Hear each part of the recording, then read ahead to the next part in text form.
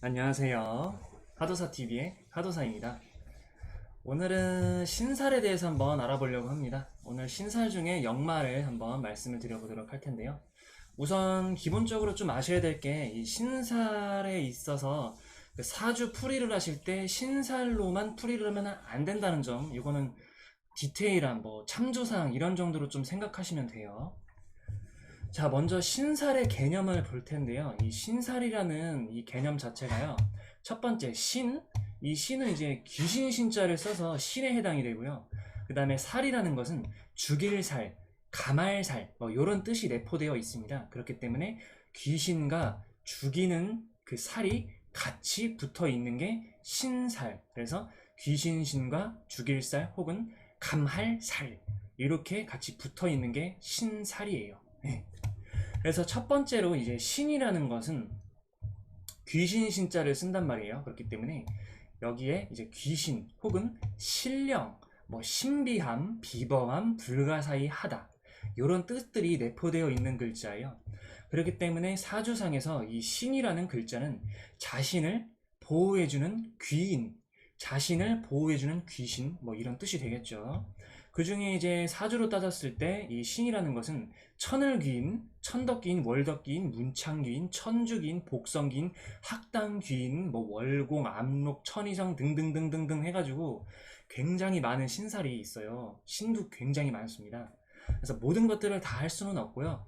제가 알고 있는 것 중, 좀 사주에서 많이 쓰이는 것, 그런 것에서 이제 신을 배워볼 거고요.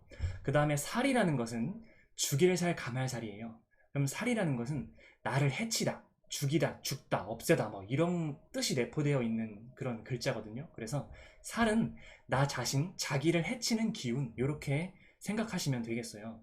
그래서 이 살 중에는 많이들 알고 계시는 게 있어요. 역마살, 뭐 도화살, 뭐 이런 게 있죠. 근데 그 중에서 많이 쓰이는 것들이 있습니다. 살도 굉장히 많은 살이 있기 때문에 그걸 다 알 수는 없고요.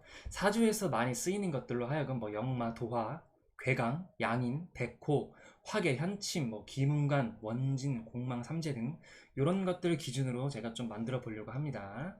그래서 사주에 대해서 신살 요 개념에 대해서는 이렇게 한번 확인을 하고 넘어가고요. 그 다음에 첫 번째로 이 역마라는 개념을 정리하고 다음 시간부터는 역마에 대해서 말씀을 드려보도록 할게요. 자, 처음에는 이제 역마인데요.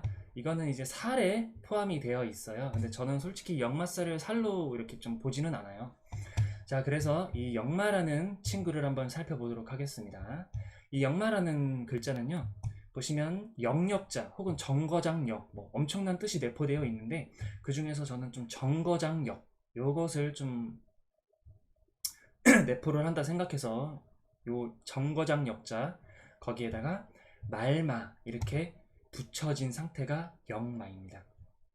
자, 그래서 이 역마라는 뜻은 각 역참에 갖추어 둔 말들 이런 뜻으로 이제 사용을 하거든요. 그래서 이게 이 사주라는 것이 굉장히 오래전부터 좀 만들어진 거예요. 그래서 한 봉건사회 시절 더 이전이겠지만은 어쨌든 역마라는 이 친구는 관용, 즉 정부기관이나 국립기관, 공공기관, 나라에서 운영하는 그런 기관들에 쓰여지는 그런 말이에요. 왜냐면은 현재는 뭐 자동차 이런 것 좀 많이 갖고 계시지만은 옛날에는 말을 타고 이렇게 움직이는 것 자체가 굉장히 큰 일이에요.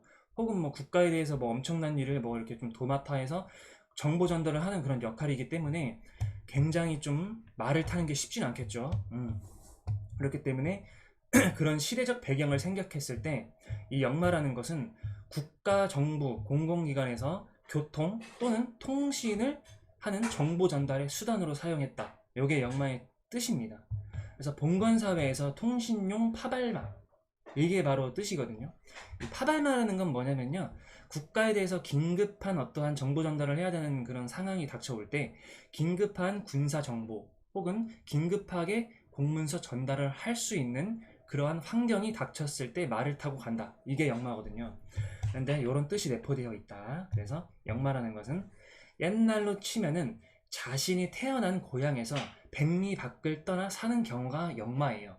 근데 이것을 옛날에 봤을 때는 살로 봤다 이겁니다. 그쵸? 그렇기 때문에 이 역마는 그 시대적 배경을 생각했을 때 고향에서 떠나가는 것은 좋지 않다. 이렇기 때문에 역마살이라고 합니다.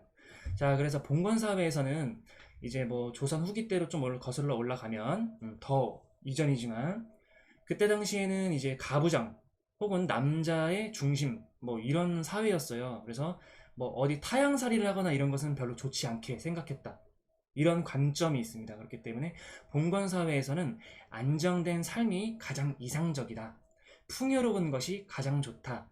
내가 고향이 있다면 그 고향 내에서 백리 밖을 떠나지 않는 경우에서 내 고향에서 멀리 떠나지 않고 농사를 짓고 자급자족하면서 잘 먹고 잘 사는 것이 가장 이상적인 그러한 시대적 배경이 되기 때문에 역마살이라는 것은 예전에 만들어 놨던 그런 시대적 배경을 생각했을 때 멀리 떠나지 않는 것이 좋다. 이렇게 생각을 했어요. 그래서 멀리 떠나가는 것이 역마인데 말을 타고 가는 것이기 때문에 그래서 옛날의 역마는 어떤 것이냐? 사주로 옛날 역마는요.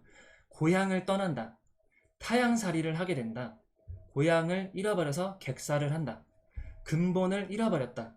자신이 살고 있는 삶의 터전의 뿌리를 잃어버린 사람들. 이렇게 해서 이 역마라는 것은 악살로 표현이 됐었습니다. 하지만 현재의 역마는요. 이제 현재로 따지면은 옛날과는 다르죠. 말 타고 다니는 사람은 별로 없어요. 취미생활로 이렇게 좀 비싼 돈을 들여서 승마를 하는 경우는 있겠지만 그렇죠. 자, 그래서 현재의 역마는요. 교통의 발달이 되었고 통신의 발달이 굉장히 좀 크게 발달을 했어요. 그렇기 때문에 현재의 역마는 정보 전달 이런 것들이 크게 나타날 수가 있습니다.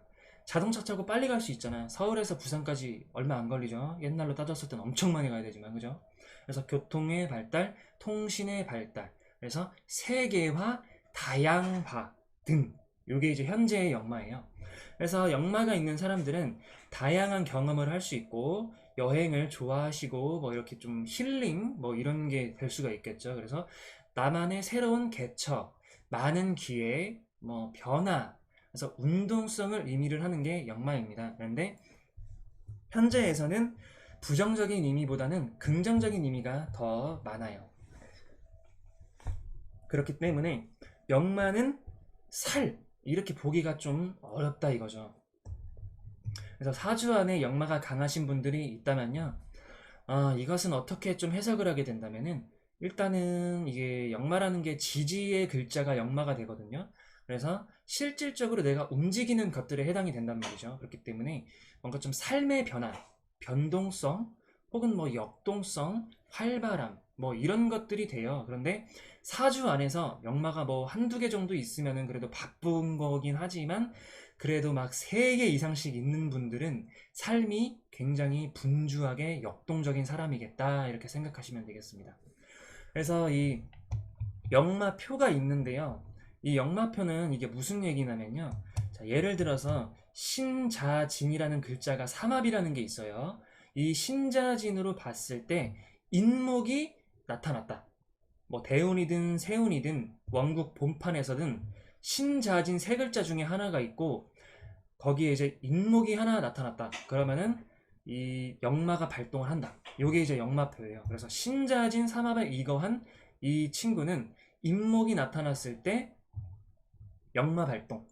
인호술 이 삼합이 나타났을 때 신금이라는 게 대운이나 세운이나 원국에 어쨌든 있다. 그러면은 이렇게 역마가 나타난다. 사유축 금국 그쵸? 이 삼합이 나타났을 경우에 해수라는 글자가 있다. 그러면은 이게 사유축 플러스 해수가 나타났다. 그러면은 요게 역마의 발동이다. 해묘미 삼합에 의거한 역마는 사화가 되겠다. 요게 이제 역마예요. 자, 오늘은 역마의 기본적인 개념을 배워봤고요. 다음 시간에는 이제 역마에 대해서 차분히 한번 살펴보도록 하겠습니다. 감사합니다.